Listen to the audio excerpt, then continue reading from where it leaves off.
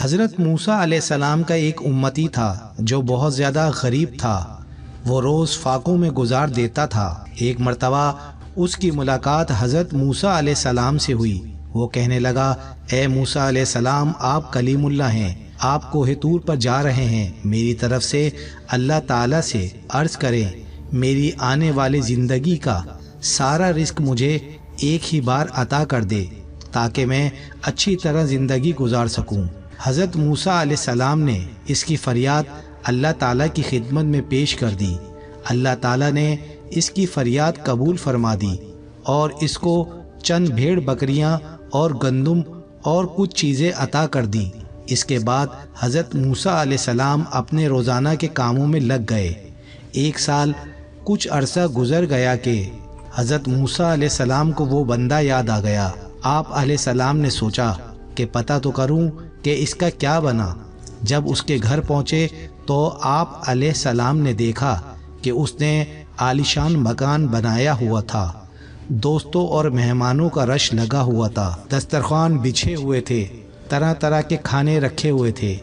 سب کھا کر الحمدللہ کہہ کر مزے اڑا رہے تھے۔ حضرت موسیٰ علیہ السلام نے یہ منظر دیکھ کر بہت حیران ہوئے کہ کیا ماجرا ہے۔ کچھ دنوں کے بعد کوہ طور پر اللہ تعالیٰ سے ملاقات کی تو اللہ پاک سے فرمایا، اے پروردگار عالم، آپ نے جو اس بندے کو رزق دیا تھا وہ تو بہت کم تھا، لیکن آج اس بندے کے پاس کئی زیادہ نعمتیں ہیں۔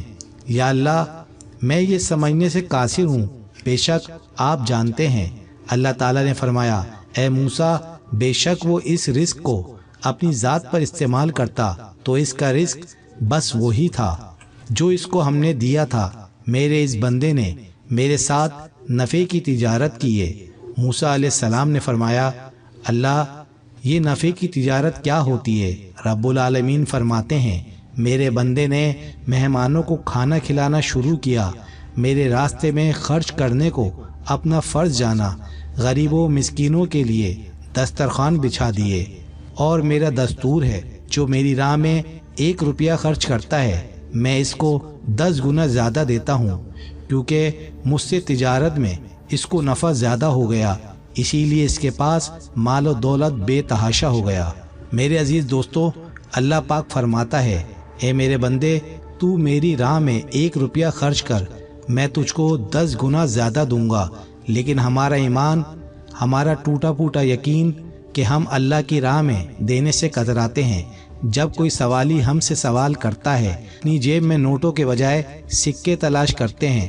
اللہ تعالیٰ ہمیں ان باتوں کو سمجھنے کی توفیق عطا فرمائے، آمین۔ اس ویڈیو کو زیادہ سے زیادہ شیئر کریں، اچھی بات دوسروں تک پہنچانا صدقہ جاریہ ہے۔